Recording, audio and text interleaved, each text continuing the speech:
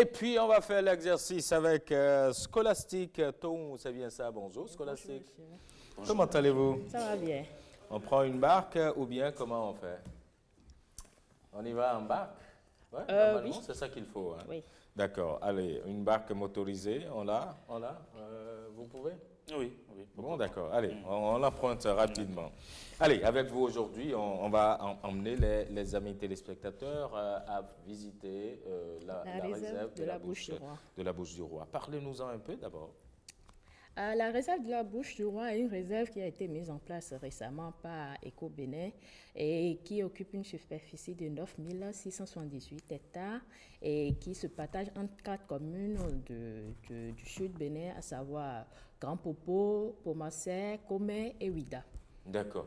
Mais avant que Eco-Bénin, votre ONG, ne s'en occupe, il faut dire quand même qu'il y avait, que ça existait, la Bouche du Roi elle-même. Ça existait, mais bon, il n'y avait pas le suivi. C'était pas valorisé Voilà. comme cela se devait. On nous a appris à l'école que c'est là où se rencontrent quoi et quoi là? Le fleuve et la mer. Exactement. C'est le lieu de rencontre entre le fleuve et la mer qui s'appelle la Bouche du Roi. Et c'est tellement beau. Et qu'est-ce qu'on y découvre concrètement? À la Bouche du Roi, il y a beaucoup de choses que vous pouvez découvrir. Il y a les oiseaux migrateurs, il y a plusieurs espèces d'oiseaux que vous pouvez découvrir. Mais bien avant ça, quand vous montez sur l'eau, il y a la mangrove, l'écosystème qui est mis en place. Il y a actuellement, quand on a mis la réserve en place, il y a la sacralisation qu'on fait juste pour permettre à la population, leur empêcher d'aller couper les mangroves. Donc, on vous montre les lieux sacralisés. Il y a la mangrove, on vous explique aussi le rôle que joue la mangrove dans cet écosystème-là. Eh bien, quel est justement le rôle que joue la mangrove dans cet écosystème? La mangrove joue plusieurs rôles. Il y a d'abord la consommation du CO2. La mangrove, ça absorbe beaucoup plus le CO2. Et ça constitue aussi un habitat pour les poissons. Ah bon? Oui, qui viennent se nourrir au pied de cette mangrove-là. Ouais. Donc c'est très beau quand on y va. Oui.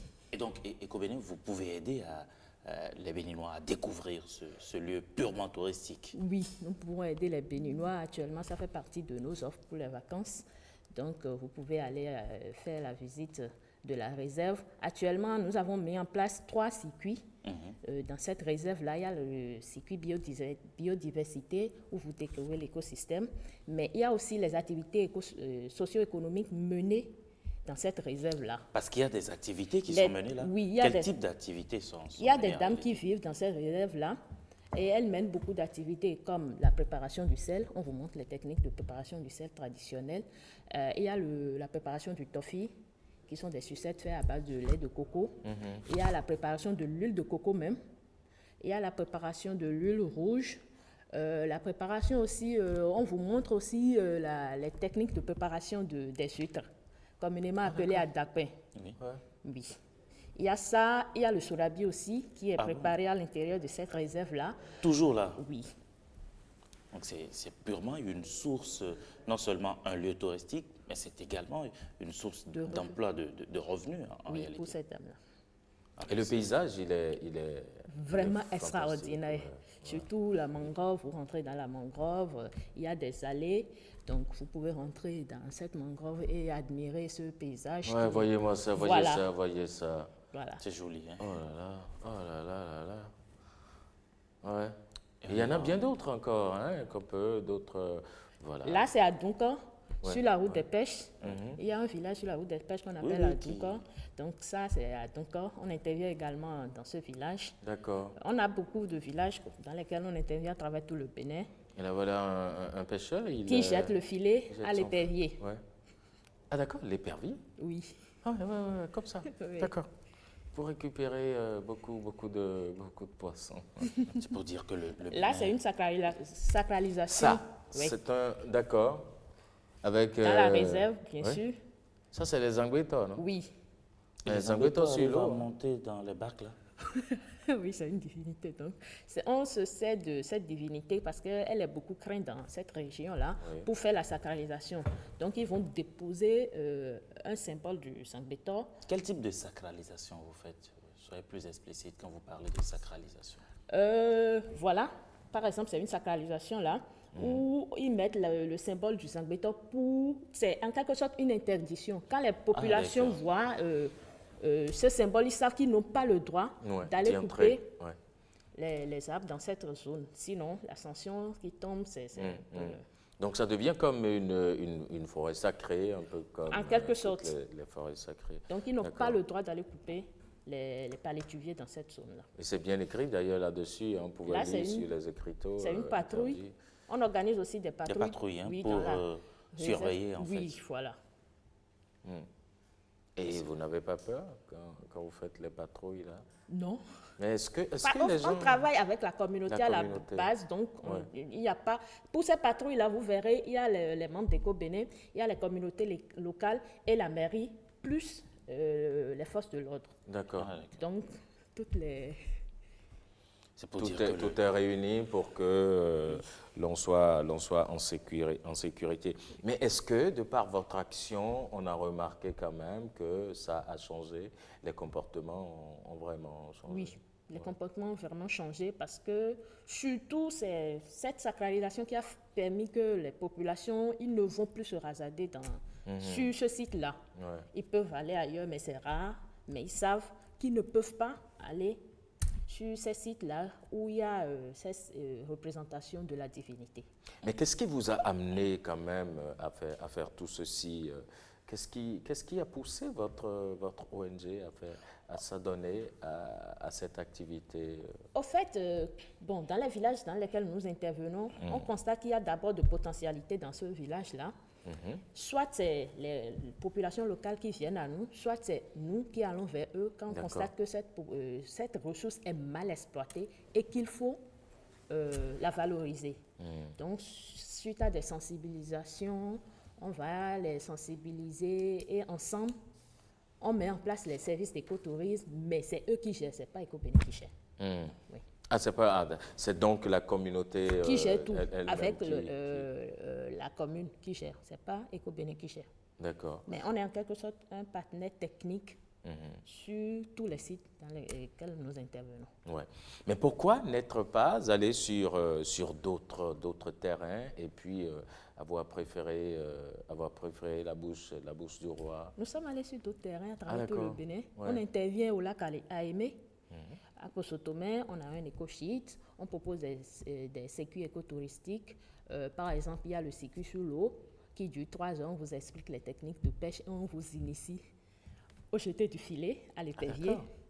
On vous montre les aires protégées sur le lac Aémé. Et après ça, il y a une autre randonnée pédestre à travers 3 villages de Posotomé, à savoir Posotomé, Seromi et Okome. Mais ce circuit pédestre a pour point de chute le marché de troc de Seromi. Ah oui? Oui, où vous verrez les dames en train d'échanger les produits. Sans argent? Oui. Ah ouais? Oui. Ça, j'aimerais bien découvrir cela. En fait, Zion, tout vous verrez. À part ça, il y a la phytothérapie aussi qui est mise en place à Posotomé. On vous montre les plantes avec leurs vertus et leur utilité. On intervient aussi à Kwetou, c'est un petit village de la commune de Komé. Oui, et dans ce petit village, il y a une forêt sacrée. Dans cette forêt sacrée, il y a les singes Mona. Ah bon? Oui, que vous pouvez voir. Wow. Oui. Mais c'est dire que le Bénin est un pays purement touristique et malheureusement, on ne fait pas vraiment ressortir cette richesse que nous avons. C'est vrai que le gouvernement travaille actuellement vraiment à faire de la destination Bénin vraiment une destination purement touristique. Oui, c'est vrai. Bon, mais c'est le rôle que nous jouons en quelque sorte. On essaie de faire la promotion de ces sites qui sont vraiment méconnus. Là, par exemple, c'est Taneka, à Copargo, où dans ce village, il y a un circuit spécial qu'on vend. Pourtant, on fait la promotion plutôt. Il y a des guérisseurs traditionnels dans ce village. Et jusqu'à ce jour... Et ça marche bien? Oui, ils s'habillent en peau d'animaux, ces guérisseurs-là. Ils utilisent des caches juste pour cacher les voilà. Et ils ont une longue pipe. Ils ne s'habillent jamais de manière moderne. Comme vous et moi. Oui. Et c'est où ça? C'est à Taneka, ça, c'est dans le nord. Ouais. Wow. Et ces guérisseurs, chacun a sa spécialité. Certains maîtrisent la foudre, d'autres les maladies psychiques et d'autres, ils sont des spécialistes de la réparation osseuse. Wow. C'est très important. C'est du beau. Hein. Ouais. Est-ce que vous êtes accompagné en réalité dans ces actions que vous menez à réellement révéler le potentiel touristique de notre pays, le Bénin? Parlant d'accompagnement, bon, il y a des partenaires techniques financiers qui le font, mais la majorité du travail est fait par Vos services. Pas vous-même. Oui. Pas vous-même. D'accord. De toutes les façons, révéler le Bénin, ça passe également par tout ce que vous êtes en train de faire. Hein. C'est déjà montrer ces sites touristiques et afin de leur Ça, c'est à donner... Tanongou, de c'est leur Oui, ça? c'est donner Tanongou. la- On intervient également la- à Tanongou. La cascade de Tanongou, là. On intervient à Tanongou. À C'est part très la beau quand cascade, vous y allez. Hein. Moi, Oui. j'ai eu la chance de découvrir pendant plusieurs années Tanongou. C'est super joli. et vous pouvez dormir chez l'habitant. Bien Ah sûr. bon? Ah oui, à Tanongou. Ouais. Mais c'est beau du courage. Hein. Beaucoup de courage. Merci beaucoup. C'est sûr que vous en avez besoin. Merci, mais vous faites le tourisme chez Ça, vous? c'est au Pays Somba. La Ah ouais. vue Toujours panoramique. dans le nord. Hein. Oui, c'est au Pays Somba, à Koussoukwengu, où vous avez une vue panoramique sur les montagnes de la Takora et sur le Togo. En même temps. Hein. Oui. Ah ouais. Belle richesse.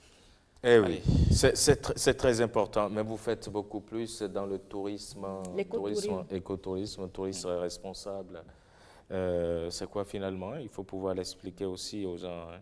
Oui, l'écotourisme, c'est un tourisme où on met en valeur les potentialités touristiques de certains villages, mais les revenus de ce tourisme reviennent directement aux populations à la base. Vous comprenez? Ça revient aux populations. mais C'est-à-dire que vous faites profiter en réalité les populations directement. directement. Comment vous y arrivez alors? En fait, par exemple, si on prend dans la réserve, on parle de la réserve par exemple, Oui, il y a un une exemple activité qu'on concret. appelle la libération des tortues marines, où vous allez là-bas, vous libérez les tortues, les bébés tortues. Ces bébés tortues, c'est facturé à 5 € par personne, par bébé tortue. La répartition se fait comme suit. 2 € revient au guide local, 2 € revient à la communauté et 1 € pour le renouvellement du matériel. Wow. Bon, c'est comme ça que ça se- D'accord. Ok. Ça peut se comprendre. Merci beaucoup, Scholastique, d'être venu sur le plateau de 5 sur 7 matin. On avait promis aux amis téléspectateurs de les emmener à la découverte du Bénin, le Bénin beau, le Bénin touristique, et c'est ce que nous essayons de faire. Nous avons encore quelques rendez-vous avant de boucler ce mois d'août. Merci beaucoup. Hein. Oui. Vous transmettrez nos amitiés à Gauthier et puis à Tiens, Nadia. Ouais. je ne manquerai pas.